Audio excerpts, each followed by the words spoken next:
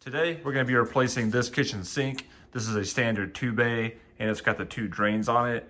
And what we're gonna be replacing it with is a version from Lowe's.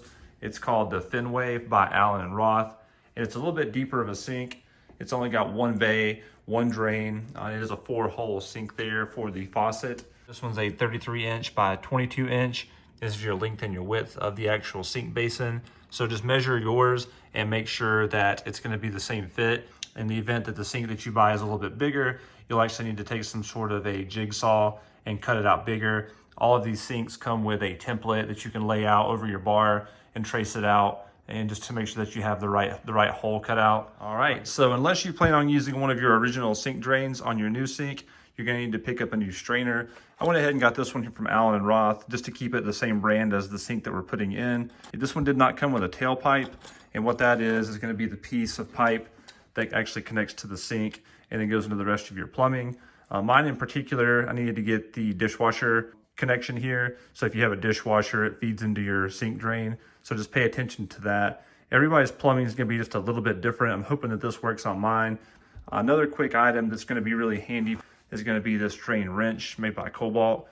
It's hard to see because this is still in the package, but if you look inside here, there's actually a little ring that goes around the drain that this fits perfectly. And it's gonna make it a lot easier to loosen and tighten. So I just went ahead and sprang for that just to make this install quite a bit easier. You're also going to need some plumber's putty. I went ahead and picked up this version from Odie. So now that we have everything cleaned out of the cabinet, lay down a dry towel because we know inevitably we're gonna get some water on the ground.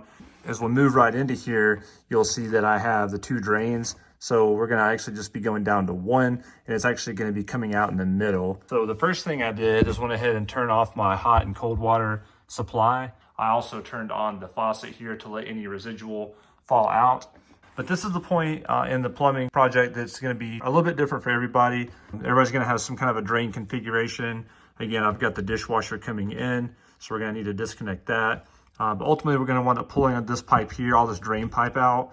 There's probably a little bit of water here in the P-trap, but that's a good reason to have the towel handy. What I'm gonna do first is go ahead and remove the faucet. I do plan on keeping this one, so we'll put it on the other basin. And then I'm gonna remove the soap dispenser. You may have a side sprayer. This faucet did also at one point, but I retrofitted it to where basically I got rid of the side sprayer and I'll just use the soap. We'll touch more on that later, but first off, let's go ahead and get this removed. You'll just need a pair of vice grips or a wrench that fits your supply line, the braided portion, and we'll just get that loosened up and disconnected from our inlet line. And then once that's removed, we can loosen the plastic nuts that are holding the faucet onto the sink. But again, if you don't plan on reusing your faucet, just leave it attached. This step won't be necessary. Now with your supply lines disconnected and the plastic wing nuts holding those on the bottom, the faucet's ready to come away from the sink basin. So you can just set this aside as we'll be reinstalling it here shortly. And then keep in mind, there's probably gonna be some sort of a gasket here. So go ahead and take it off, clean it out real good, and then put this aside because we'll also be reinstalling it with this faucet.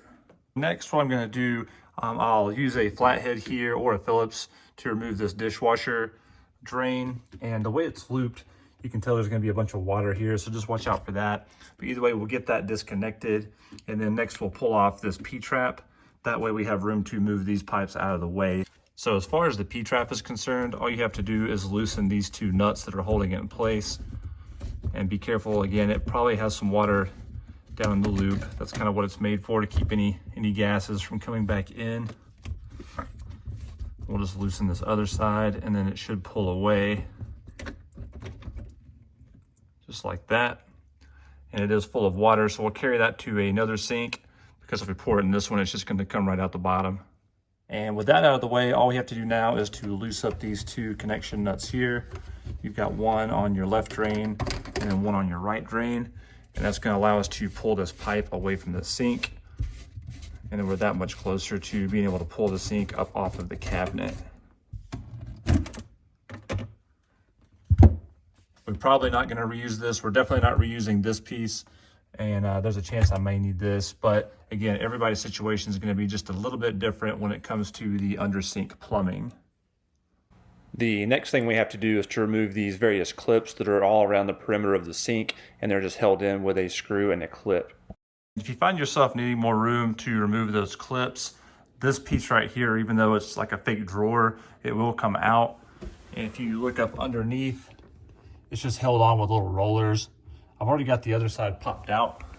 You just kind of give it a hit from the inside and then it just pulls away. So you can actually just remove this. And that's going to give you a little bit more room for working once you get in here to remove your clips. 7 more to go and we can pull the sink out.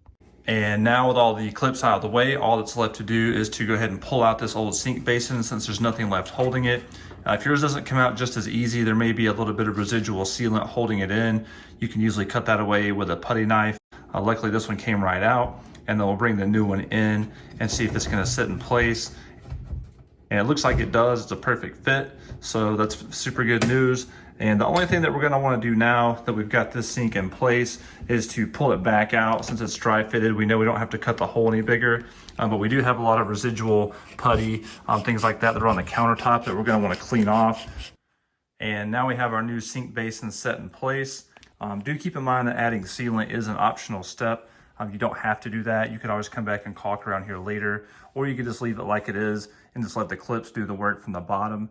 The next step is going to be to secure the basin to the countertop using the new clips that came with your sink. And each sink's going to be just a little bit different. These are the clips that came with this Allen and Roth kit. And for this particular Allen and Roth kit, you'll arrange it just like this on the bracket. And then this flat top, when you come up from underneath, it'll slide onto the sink rail. And you can turn it just like that. And then once you start to tighten it from the bottom, it's going to clip into place. All right, so in order to get our strainer basket ready to attach to the sink, we're just gonna go ahead and take the hardware off of it. This is that lock ring that we showed earlier that the tool's gonna help to tighten up. Once we get ready to set it in place, we'll put it aside. Make sure that you keep the orientation how it should be. And then we've got our friction gasket here, and we've got a rubber gasket that's gonna go next. And then what we're gonna do is take our plumber's putty, and then we're gonna roll out little bits that's gonna go on the inside edge here, all the way around, and it's going to create a seal once we sit it in the sink, and it's going to compress once we tighten the lock ring on there, and we'll remove the excess later. So now we have a healthy amount of plumber's putty all around the bottom flange of the strainer basket. And again, we're going to come right in the top here. I've already cleaned off this inner loop, but you're going to want to make sure that that doesn't have any kind of debris, grease, oil, anything like that. That could cause any issues with the plumber's putty. And then once you get it lined up where you want it, just kind of push it down just to kind of get it snugged in, get it in place, and then we're going to come up from underneath and get everything tightened up. And just a quick side note, I've got everything pushed in here and you can see the putty's coming out around the edges. Just leave that in place because once it gets snug, there's going to be more that comes out. So keeping with the order of things, make sure your rubber washer is first, then your friction plate, and then lastly, your metal lock ring. Once you get it going, just kind of get everything hand tight. Make sure nothing's shifting around too much. Try to keep all the gaskets as centered as possible. And then just continue to tighten it by hand as much as you can. And then once you get to a point where it's too hard to turn by hand, we'll pull out this tool here that we talked about earlier. And then we'll just grab the ring and just keep tightening it until it's nice and snug. Okay, so now we're ready to make the connection from the drain to the outlet pipe. And in order to do that, we did purchase this tailpipe here with the dishwasher connection. And theoretically, it should connect to the drain. But what we have to do first, since this already has a metal nut included, we'll have to take it off. We're not gonna actually need it for this install.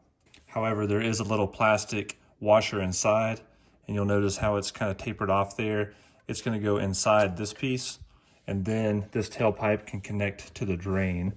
But something that I want to give you a heads up on that I ran into an issue later on in this install that I'd like for you to be able to avoid is to pay attention that there are different lengths of tailpipes as well as different diameters for the dishwasher connection. This was the one that I purchased initially. I had to cut it down. It was just a little bit too long, but then when I went back to the store, I realized they had shorter pieces. And I also found out that the dishwasher connection here was much too large for this initial diameter that I had purchased. So make sure that you pay attention to that. I had to go back and pick up this one, but that way the dishwasher can connect. This will connect to the drain.